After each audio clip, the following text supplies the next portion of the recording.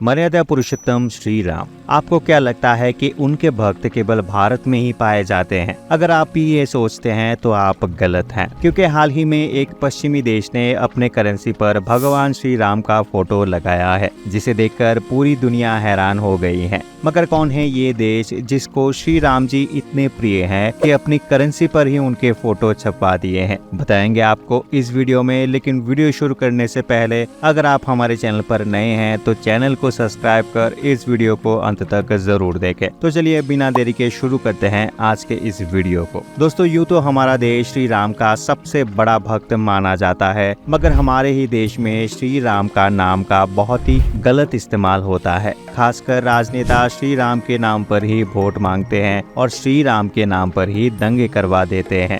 आज हर कोई जय श्री राम तो कहता है, मगर वो केवल एक कट्टर हिंदू है ऐसा दिखाने के लिए। और इतना ही नहीं, बहुत से लोग तो श्री राम के अस्तित्व पर ही सवाल उठाते हैं। भले ही आज हम राम नाम का इस्तेमाल अपने फायदे के लिए करते हैं, मगर एक देश ऐसा भी है जिसने राम को न केवल दिल में बसाया है, बल्कि उसे अपने देश के हर कोने कोने तक पहुंचाया है, वो भी अपने करेंसी के जरिए। तो दोस्तों, उस देश का नाम है नेदरलैंड, जिसने अपनी करेंसी पर भगवान श्री राम का फोटो लगाया है। दरअसल इस करेंसी को नेदरलैंड की संस्था global country of world peace, जिसका काम शांति और मेडिटेशन को बढ़ावा देना है, उन्होंने इस करेंसी की शुरुआत किया था। इस करेंसी की शुरुआत हाल फिलहाल नहीं बल्कि 2002 से ही हो चुकी थी। बात करें इस करेंसी की तो इसमें अभी केवल 1, 5 और 10 के नोट ही छपे गए हैं, जिसमें हर एक नोट पर भगवान श्री राम का फोटो लगाया हुआ है। साथ ही में कल्प वृक्ष और कामधेनु गाय की भी तस्वीर है। 1 के नोट पर 1 राम और 5 के नोट पर 5 राम और उसी तरीके से 10 के नोट पर 10 राम नाम लिखे हैं। आपको जानकर हैरानी होगी कि राम नाम की करेंसी को नेदरलैंड में आधिकारिक मान्यता मिली हुई है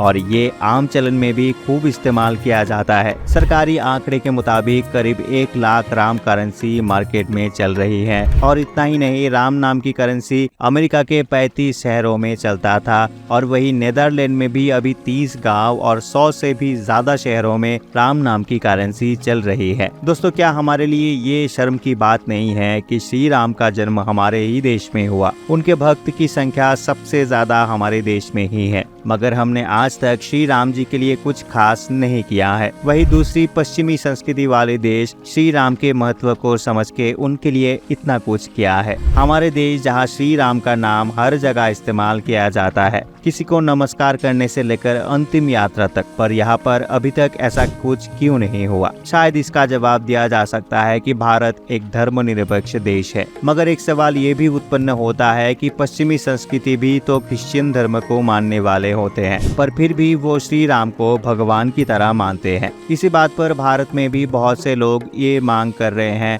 कि हमारे देश में भी श्री राम का इतना ही मान सम्मान मिलना चाहिए जितना पश्चिमी देशों में मिल रहा है, क्योंकि उनका मानना है कि श्री राम सभी धर्म से बढ़कर हैं। श्री राम हमें धार्मिक बनना नहीं सिखाते, बल्कि वो मर्यादा में रहकर सत्य के लिए लड़ाई करना सिखाते हैं। अगर आप भी सोचते हैं कि पश्चिमी देशों में केवल नेदरलैंड ही भगवान श्री राम को मानने वाला है, तो आप गलत हैं। एक और देश है, या मैं कहूँ एक और मुस्लिम देश है, जो कि हमारे हिंदू देवी देवताओं को पूजता है, तो आपका रिएक्शन क्या होगा? हम बात कर रहे हैं इंडोनेशिया की, जिसके करेंसी पर श्री गणेश भगवान का चित्र छपा हुआ है।